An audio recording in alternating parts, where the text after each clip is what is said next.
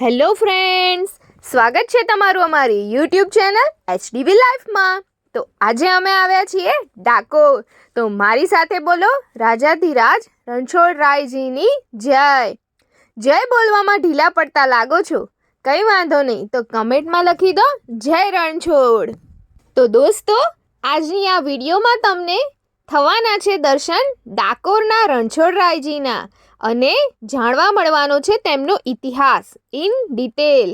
દોસ્તો, તમને ખબર છે કે રણછોડરાય દ્વારકાથી ડાકોર આવ્યા હતા અને તેમને કોણ લાવ્યું હતું? તો આજની વિડીયોમાં બધી જ માહિતી તમને મળવાની છે। અને રણછોડરાયનું વજન શેનાથી કરવામાં આવ્યું હતું મિત્રો, તમને ખબર છે?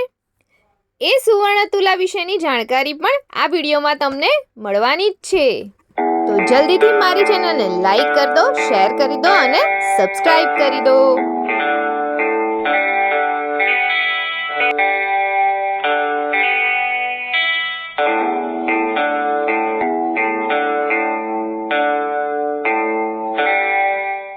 તો આ રણછોડજીનું મંદિર મધ્ય ગુજરાતના ખેડા જિલ્લામાં આવેલ ડાકોર ગામે આવેલું છે। વડોદરાથી એ 47 કિમીના અંતરે અને અમદાવાદથી 90 કિલોમીટરના અંતરે આવેલું છે। અહીં ભગવાન કૃષ્ણને રણછોડરાયના નામથી પૂજવામાં આવે છે। રણછોડનો અર્થ છે રણ છોડીને ભાગનાર। એનું કારણ એમ છે કે જ્યારે કલ્યાણ પર જરાસંઘે આક્રમણ કર્યું હતું ને, ત્યારે કૃષ્ણ ભગવાન મેદાન છોડીને ભાગી ગયા હતા। મિત્રો, તમને સ્ક્રીન ઉપર ભગવાનના દર્શનનું સમયપત્રક દેખાય છે। તો મંદિરમાં આ 7 અલગ અલગ ભોગનો લાભ મળે છે। હું તમને એને ડિટેલમાં સમજાવું। વહેલી સવારે ભગવાનના પ્રથમ દર્શન એટલે મંગળા। બાળ ભોગ એટલે કે ભગવાનને બાળકની જેમ શણગારવામાં આવે છે। ત્રીજો છે શૃંગાર ભોગ, કે જેમાં ભગવાનને ભરપૂર પુષ્પ અને અલંકાર અર્પણ કરવામાં આવે છે। ચોથો છે ગોવાળ ભોગ। પાંચમો જે છે એ રાજભોગ, જેમાં બપોરનું જમણ પીરસવામાં આવે છે અને ત્યારબાદ ભગવાન આરામ કરે છે, એટલે કે 12 થી 4 મંદિર બંધ રહે છે। પછી ઉત્થાપન એટલે કે સાંજના પ્રથમ દર્શન અને છેલ્લે સખડી યોગ, એમાં સાંજનું જમણ અને ત્યારબાદ ભગવાન સૂઈ જાય છે। ઠાકોરજી મંદિરના 4 મોટા દરવાજા છે, જે ચાંદીના બનેલા છે અને જે તમને સ્ક્રીન પર દેખાય છે। અને જે દરવાજા છે એના ઉપર સૂર્ય, ચંદ્ર, ગણપતિ, વિષ્ણુ તેમજ વિવિધ કલાકૃતિઓ કરવામાં આવી છે। મુખ્ય દ્વારથી પ્રવેશતા દ્વારની બંને બાજુ 2 દીવાદાંડી આવેલ છે, જેમાં ખાસ કરીને દિવાળી સમયે સેંકડો દીવડા પ્રગટાવવામાં આવે છે। અને ડાકોરમાં છે ને નગરયાત્રા, હોળીનો જે તહેવાર હોય ને એ દરમિયાનમાં નીકળે છે। શરદ પૂર્ણિમા તથા નવરાત્રિમાં પણ તહેવારોની ઉજવણી ભવ્ય રીતે થાય છે। તો મિત્રો, ઠાકોરજીના ભવ્ય દર્શન કરવા માટે રેડી થઈ જાઓ અને હાથ જોડીને બોલો દ્વારકાધીશની જય, રણછોડરાયની જય। અને કમેન્ટમાં પણ લખી લો જય રણછોડરાય। મંદિરના ગર્ભગૃહમાં ભગવાન ડાકોરજીની મૂર્તિ આરસ પહાડની બનેલી છે અને સોનાના પતરાથી મઢેલી ઉચ્ચ વેદી પર બિરાજમાન છે। અને મિત્રો, મસ્ત અને અલૌકિક રણછોડરાયના દર્શન થયા હોય તો મારી ચેનલને સબસ્ક્રાઈબ કરવાનું ના ભૂલતા। તો મિત્રો, હવે ધ્યાનથી સાંભળજો, હું તમને ડાકોરનો ઇતિહાસ કહેવાની છું। તો સાંભળો। ભગવાને આપેલ આશીર્વાદ મુજબ કળિયુગમાં વિજયાનંદનો જન્મ ડાકોરમાં બોડાણાના નામે ક્ષત્રિય કુળમાં થયો હતો। મોટો થતાં બોડાણો દર 6 માસે પૂનમે ડાકોરથી દ્વારકા પગે ચાલીને અને હાથમાં તુલસીજીનું કુંડું લઈ ભગવાનના દર્શન કરવા જતા હતા। આ વ્રત તેમણે 72 વર્ષની ઉંમર સુધી જાળવી રાખ્યું, પણ પછી જેમ એમને ઉંમર થઈ એટલે તેમને તકલીફ પડવા લાગી અને ભગવાનને પોતાના ભક્તની તકલીફ જોવાઈ નહીં અને તેમણે બોડાણાના સ્વપ્નમાં આવીને કહ્યું કે હું દ્વારકાથી ડાકોર આવીશ, તું હવે ફરી જ્યારે મારા દર્શને આવે ત્યારે ગાડું લઈને આવજે. બોડાણો તો ખૂબ ગરીબ હતો. તેણે ગમે તેમ કરીને ગાડાની વ્યવસ્થા કરી અને એ પહોંચ્યો દ્વારકા. પછી ત્યાં પૂજારીઓએ બોડાણાની જોડે ગાડું જોયું એટલે એમણે પૂછ્યું કે કેમ ભાઈ તું ગાડું લઈને આવ્યો છે? તો તેણે જવાબ આપ્યો કે ભગવાન મારી સાથે ડાકોર આવવાના છે. તો પૂજારીઓ તો ડરી ગયા. ને ડાકોરમાં રાખવા હોય તો મૂર્તિ જેટલું સોનું આપવું પડે, કેમ કે એમને ખબર હતી કે બોડાણો ખૂબ ગરીબ છે, તો આટલું સોનું એ ક્યાંથી લાવશે? પણ જેની સાથે ભગવાન હોય તેને ડર શેનો?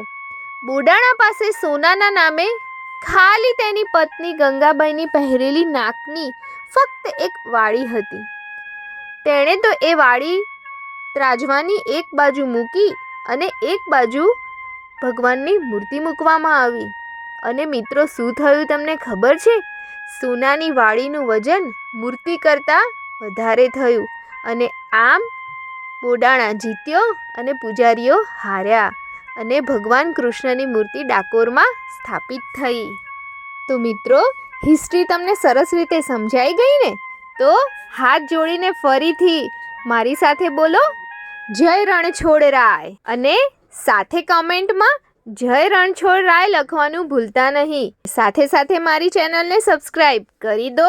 જે બેલ આઇકન છે એને ઓલ પર સેટ કરી દો, એટલે જેવી અમે વિડીયો મૂકીએ ને એવી તરત તમને પહેલાં જોઈ જાય. અને મિત્રો, તમે જે હિસ્ટ્રીમાં સાંભળ્યું ને એ જ આ સુવર્ણ તુલા સ્થાન છે. આ એ જ તુલા સ્થાન છે કે જ્યાં ભગવાન શ્રી કૃષ્ણ બોડાણાના પત્નીની વાળીથી તોલાયા હતા અને એનું વજન કૃષ્ણ ભગવાનની મૂર્તિ કરતાં વધારે હતું. એટલે કે ભગવાન ભક્તોના જ છે અને શ્રદ્ધાનો હંમેશા વિજય જ થાય છે. અને અહીંયા આપણે તમારે કંઈ દાન કરવું હોય તો તમે દાન પણ કરી શકો છો. જય રણછોડ માખણ ચોર, જય રણછોડ માખણ ચોર. મિત્રો, બીજી એક વાત કહેવાની તો રહી જ ગઈ કે આ હાલના ઠાકોરજી મંદિરનું શ્રી ગોપાલરાવ તાંબવેકરને ફાળે જાય છે કે જેઓ તત્કાલીન વડોદરાના રાજા શ્રીમંત ગાયકવાડના શ્રોફ હતા. તેઓ જ્યારે સંગ લઈ પુણેથી દ્વારકા ભગવાન દ્વારકાધીશના દર્શને જતા હતા ત્યારે એક રાત્રે સ્વપ્નમાં ભગવાનના દર્શન થયા અને ભગવાને પોતાના સ્થળાંતરની વિગત જણાવી. આથી તેમણે દ્વારકાની યાત્રા પડતી રાખી અને તેઓ ડાકોર આવ્યા, જ્યાં ભગવાન શ્રી ઠાકોરજીના દર્શન કર્યા અને હાલના મંદિર માટે જમીન ખરીદી બાંધકામ શરૂ કરાવ્યું. 1772ની સાલમાં ઠાકોરજી મંદિરનું લોકાર્પણ થયું, જે તે સમયે રૂપિયા 1 લાખના ખર્ચે તૈયાર થયું હતું. અને મિત્રો, મને તો ડાકોરજીના દર્શન કરી બહુ જ આનંદ થયો. અને તમને મિત્રો કેવું લાગ્યું? તમને તો ઘરે બેઠા બેઠા અમારી વિડીયો જોઈને જ ડાકોરના દર્શન થઈ ગયા છે, હે ને? અને મિત્રો, મંદિરના શિખર વિશેની વાત જણાવવાની તો રહી જ ગઈ. તો સાંભળો, મંદિરને 8 શિખર છે, જેમાં મુખ્ય શિખર જે છે ને એ 90 ફૂટ ઊંચું છે અને જે તેને ખેડા જિલ્લાનું ઊંચામાં ઊંચું મંદિર બનાવે છે. મંદિરના પગથિયા ચડતા ગર્ભગૃહ સમક્ષના દર્શન મંડપમાં પહોંચાય છે કે જેનો ગુંબજ તેમજ દિવાલ પૌરાણિક બુંદી ચિત્રશૈલીનો ઉપયોગ કરી ભગવાન શ્રી કૃષ્ણના વિવિધ જીવન પ્રસંગોને ઉજાગર કરે છે. અને મિત્રો, અહીં લાખો શ્રદ્ધાળુઓ પગયાત્રા કરીને દર્શન કરવા પણ આવે છે અને માનતા પૂરી થાય એટલે પગપાળા આવીને આવી રીતે ધજા ચડાવતા હોય છે.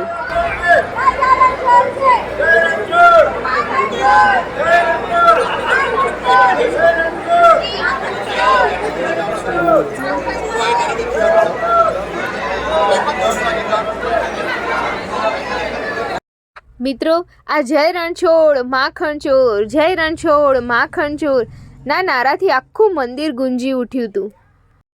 તો મિત્રો, અમે તો દર્શન કરી લીધા છે અને તમે પણ અમારી સાથે દર્શન કરી લીધા છે ને. તો ચલો હવે આપણે એક્ઝિટ થઈએ. આ ગેટ છે એક્ઝિટનો અને અહીંયા એક મેઇન લખેલું છે કે ટૂંકા વસ્ત્રો પહેરીને મંદિરમાં પ્રવેશ કરવો નહીં. તો આપણે ગમે તેટલા વેસ્ટર્ન કપડાં પહેરતા હોઈએ પણ જ્યારે પણ મંદિરના દર્શન કરવા જઈએ, કોઈ પણ મંદિરમાં જઈએ તો એકદમ વ્યવસ્થિત કપડાં પહેરીને જ જઈએ. અને આ છે હવે બહાર ડાકોરનું બજાર. મિત્રો, બજાર બહુ જ મોટું છે અને એટલી બધી વસ્તુઓ મળતી હોય છે. રમકડા, ફ્રૂટ્સ અને ઘણી વસ્તુ. અને રમકડા તો એટલા અવનવા છે ને કે છોકરાઓ જોઈને ખુશ થઈ જાય. અને હા મિત્રો, અહીં કિચનના વાસણો એટલે કે લોખંડની તવી, લોખંડની કડાઈ, વેલણ, પાપડનો સંચો, એ બધી આઈટમ ડાકોર આવો ને તો અવશ્ય લેજો, કેમ કે આ બધી જ વસ્તુઓ અહીંયા સરસ મળતી હોય છે. અને હા મિત્રો, તમે જ્યાં રહો છો ત્યાં શું ફેમસ વસ્તુ મળે છે એ પણ કમેન્ટ બોક્સમાં લખજો, ભૂલતા નહીં. અને મિત્રો, આ બજારનો વ્યૂ જે મંદિરનો મેઇન ગેટ છે ને એની સામેનો જ છે. તો અવશ્ય અહીંયા આવજો અને કંઈક વસ્તુ પણ ખરીદજો.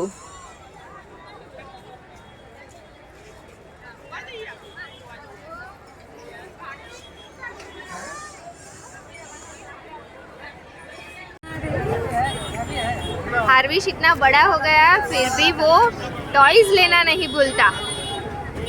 कुछ अलग देख. હારીશ આટલો મોટો થઈ ગયો છે તો રમકડું લેવાનું તો ભૂલતો જ નથી. અને મિત્રો, આપણા છોકરાઓ જીદ કરે એટલે આપણે રમકડું લઈએ તો આ લોકોનું રોજગાર ચાલતો રહે. તો મને એવું થાય કે બીજો કોઈ ખર્ચો ઓછો કરીએ પણ આ લોકો જોડેથી એકાદ રમકડું તો લઈએ જ.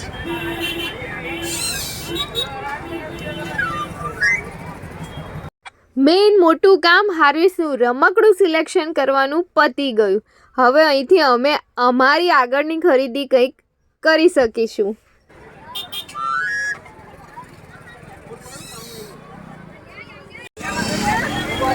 આ છે ફેમસ બાપાલાલ મગનલાલ ગોટાવાળા.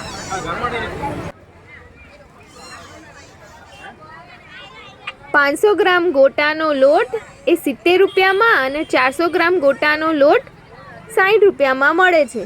અહીંયા ગોટા, મગજ, પછી ખમણનો લોટ, ઘણી બધી વસ્તુ હોય છે. વિવેક કહેતા હતા કે હું નાનો હતો ત્યારે ગોટા અહીંયા ખાધેલા. ત્યારનો એમના દાઢે ટેસ્ટ ચોંટેલો હતો કે મારે આ જ ગોટા ફરીથી ખાવા છે. તો એમને ફરીથી લાગે છે કે ડ્રીમ પૂરું થઈ ગયું એટલે ગોટાની દુકાનથી એરિયા ખસતા નથી. અને મિત્રો, અમે અહીંથી ખમણ અને ગોટાના લોટનું પેકેટ લીધું છે અને એ અમે અવશ્ય બનાવીશું અને કેવા બને છે ને એની વિડીયો પણ મૂકીશું. તો મિત્રો, એ વિડીયો પણ જોજો જ.